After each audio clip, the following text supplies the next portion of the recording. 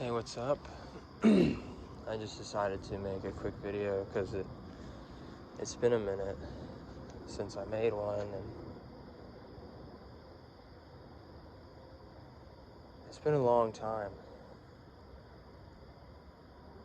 since I made an update video. I'm walking outside right now. It's 5:40, so it's not really night. It's before the sun has come up, so maybe if I spend about 20 minutes or so doing this, you'll see the sky change from black to blue.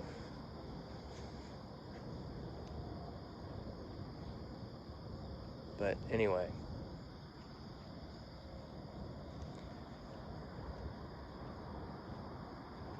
I guess we should pray before we start. It's been a long time since I did this, so I'm just rolling with the punches as they hit me.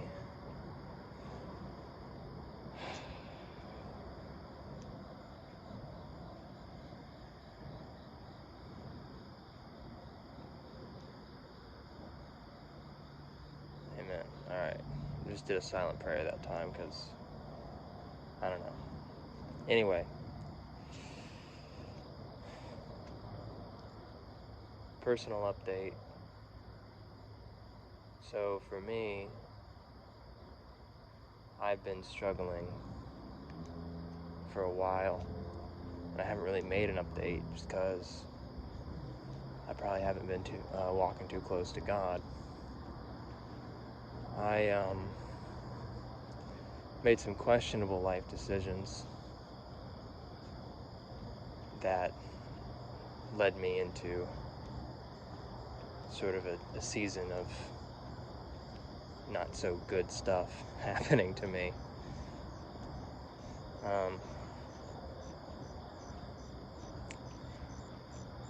Let's talk about it, I guess. I met this girl a couple months after I got baptized. Ended up fooling around with her and feeling bad about it, and convicted every time and falling back into it every time. And then I marry her, and then it's a disaster and it doesn't work out. And I miss her, and I'm lonely. And so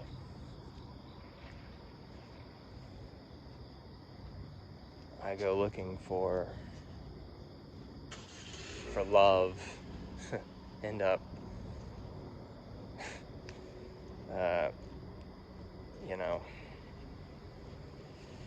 having sex with a total stranger, some lady, and that's a nightmare. And I'm getting pretty bad. I actually, before that happened, in like the midst of it all, when she was leaving me, my wife, and the anger made me violent. And I never understood violent people. I never understood why anyone would want to be violent. I became violent. I understand now what people are saying when somebody says, like, I'm not saying I feel like this anymore. I mean, I've been, delivered from it. I've been cleansed from it, right? But there was a while there where I would look at people and think, I want to punch that guy in the face just because of the way he looks. I used to think people were absolutely crazy if they said something like that, like just off their rocker. And there I was, and it was just some girl breaking my heart that put me in that circumstance. And a lot of this taught me not to judge, because I think that we're really not in control of how we feel or what urges we get. I think that's a big part of this. Is something you have to understand, that these sins and these mental issues are really spiritual issues. We're under attack.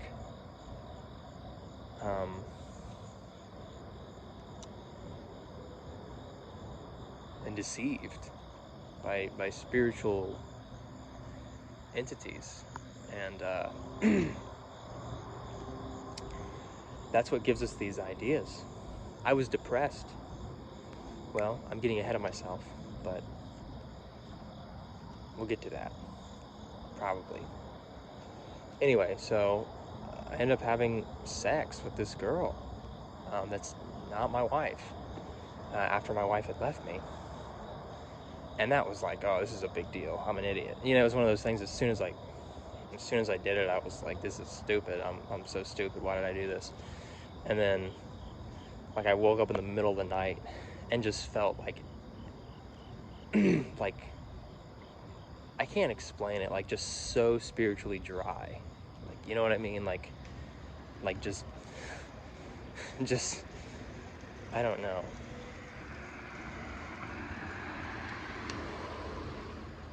I've come to know these, like, dry desert places in my walk, because I'm, you know, I don't know.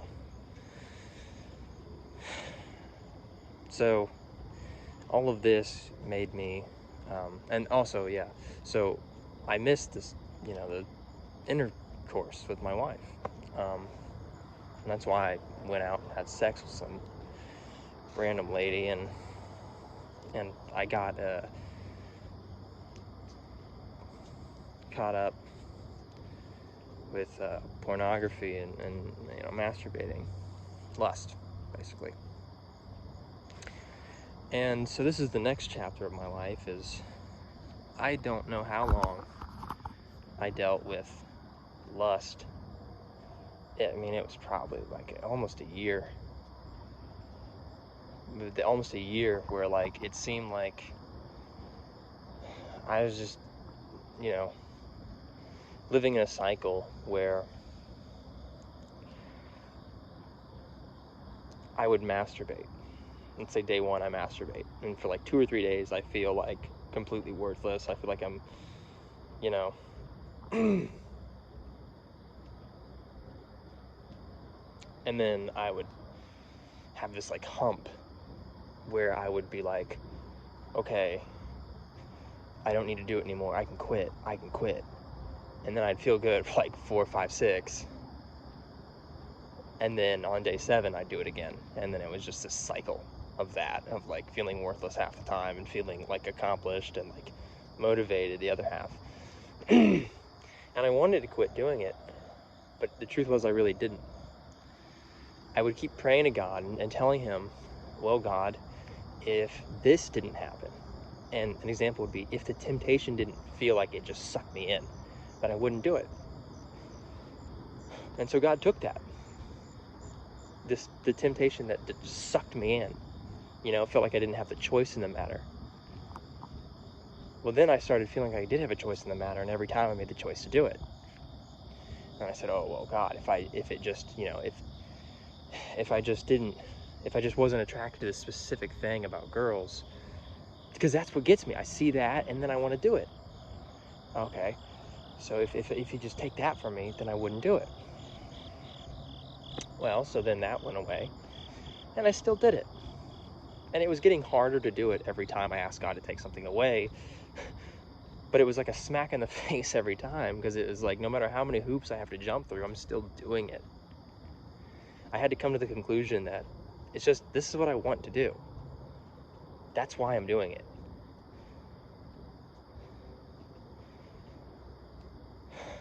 And what was even a bigger slap in the face is that today, let's say if it's day 1, I just did it. It's like the most important thing in my life that I don't do it again. But on day 7, I'm completely ready to do it again. And it could be day 30 for you in one of these times. You know what I mean? Like, that's just how it goes, man. It could be 30 days, 40 days. The cycle just, you know, it's just a cycle.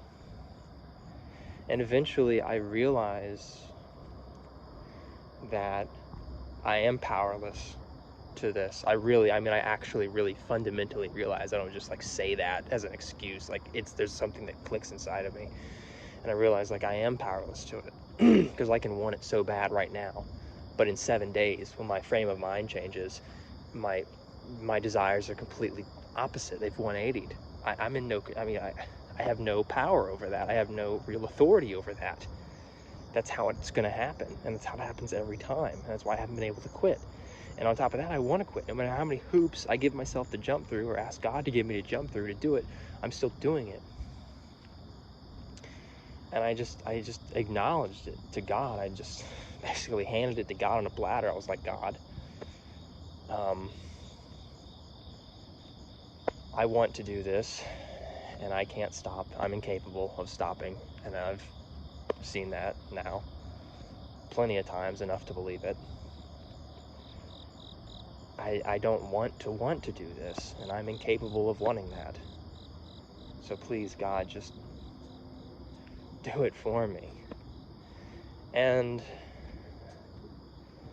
I wasn't willing to take any of the credit for that at all, and it finally happened. I mean, he did it for me at that point. I don't know what changed. I don't know. I mean, I do know what changed, but it was the realization that I really don't have any power, and that I'm doing it because I just want to, and I'm not even capable of not wanting to at this point.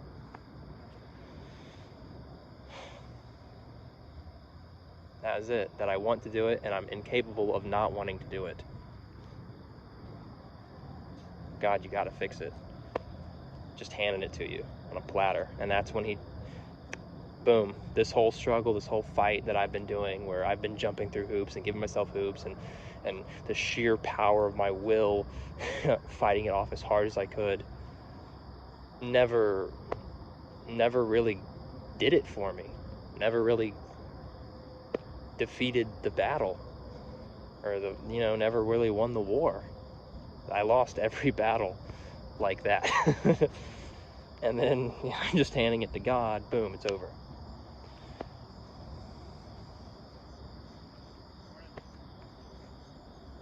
So anyway,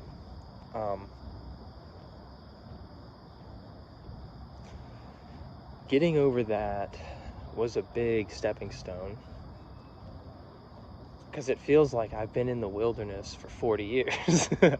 No, it feels like I have been just away from God. Like the whole focus of my relationship is get over that, get over that, get over that. And now when I was over it, I didn't know what to do. And then now that that big the big thing was gone, God started working with me for other things. Music, the secular music that I listen to. Okay, so this is where I talk about depression. All of a sudden, when I got out of that season, when God took my lust from me,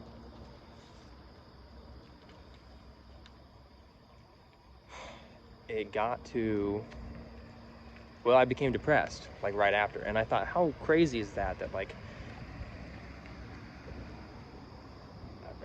I should feel closer to God than ever right now, but I'm depressed. This, and I'm talking about a serious spiritual depression, the type of depression that a Christian doesn't experience. I haven't felt this way since before I got baptized. And it was heavy, it was offensive, it was in my chest, and I could feel it. It was there was this specific feeling in my chest that I don't know how to articulate, but if you've been really truly depressed, you know what I'm talking about. There's this lump of coal in your chest or something, it feels like, and it just feels just disgusting. You just don't want it to be there, and it just ruins everything for you. Plus then there's also the actual depression, the feeling of actual depression. And this is the point that I wanted to make earlier. I had the sensation, I had the thought that if I cut myself, that depression would exit through the wound. It wasn't necessarily a thought as it was just a sensation, like a belief,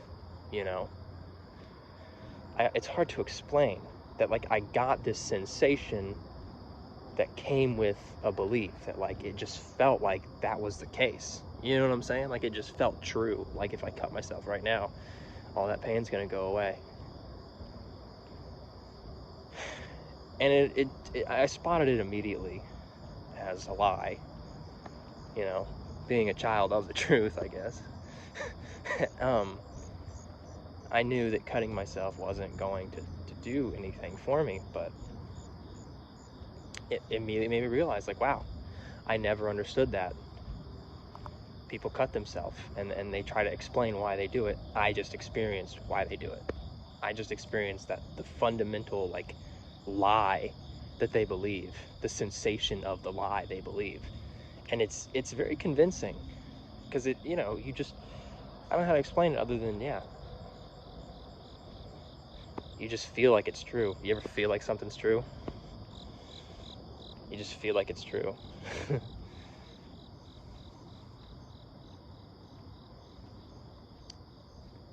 So I'm praying, talking to God, praying, what is this depression about? What is depression? I am not supposed to be depressed. Depression is death. It's a spirit. It's a thing that happens from spiritual death.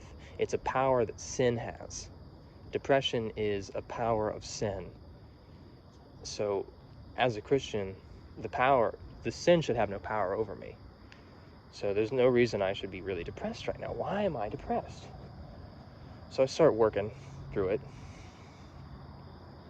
It's the music that I listen to. The music that I listen to, yeah. I mean, I won't really get into it, but it's secular music, basically. And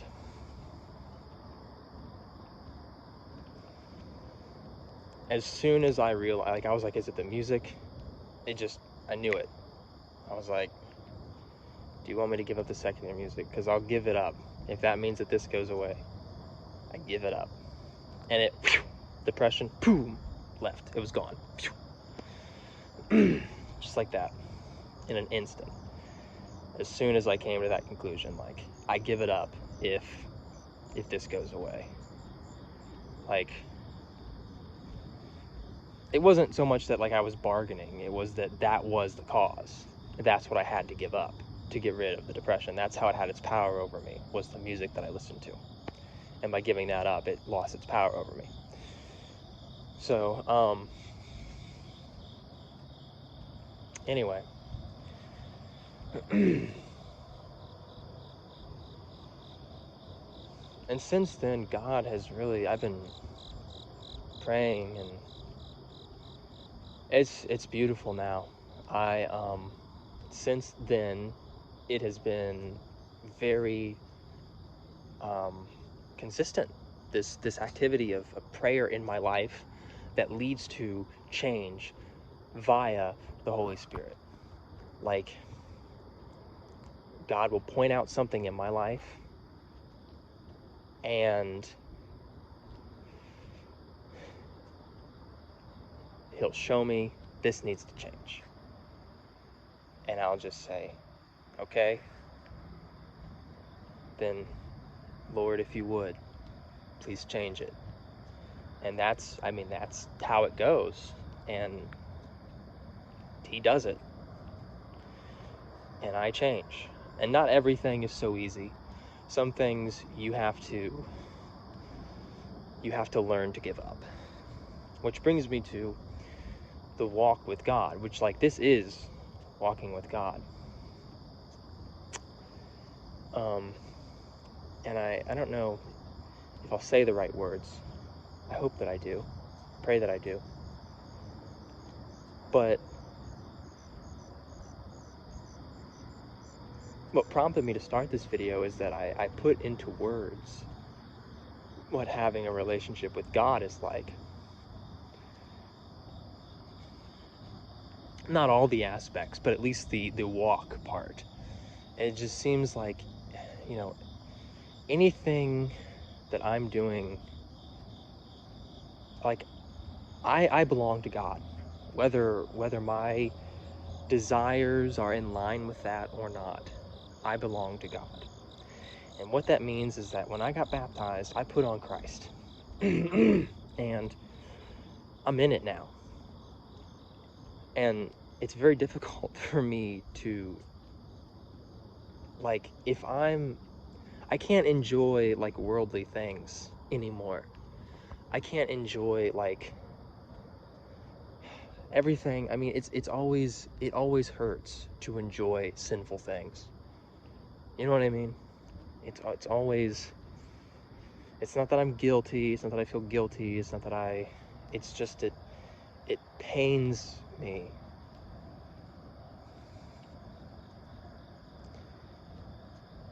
The only time that I can really, and I feel like I'm butchering this actually now, because now, I don't know, it just is that I belong to God.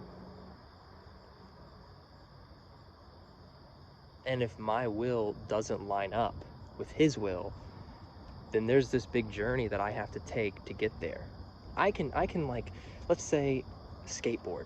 Okay, let's say that I really like skateboarding and I want to skateboard.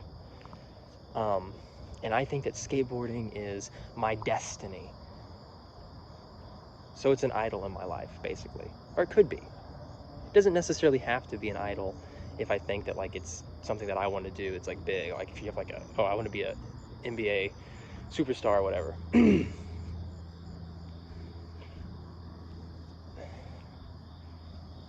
Eventually, if that's not God's will, you're going to hit a wall. And I'm not talking about in your skill. I'm talking about, like, it's not going to feel right. And you're going to ignore that little hunch that it's not right because you want it to be right. And it's just going to keep coming back and keep coming back that it's not right. Something's not right. It's not right. Something's not right. And it's going to take as many times, God's going to do it as many times as it takes for you to realize that it's just not it. It's just not what his will is for you. And when you give it up to him, it's funny, when you let go of it, it's such a dramatic, hard thing to do. And I'm not talking about, like, big aspirations. I'm talking about any aspiration, even a small thing like dating a certain girl, having a certain relationship, using a certain substance. Like, everything is like this, where it's just, it's not right, it's not right, it's not right, but I want to do it, it's not right, it's not right. And it's just this process of just, like, breaking you down and getting you to the point where it's like, and it's however that works. It could be that you just become more and more miserable every time you do it, you know? And you can't shake the feeling that something's not right. Whatever works. And until you give it to God, you're like, I don't know, you just don't want to let go, you don't want to let go, you don't want to let go. And then finally you do let go. And it's like,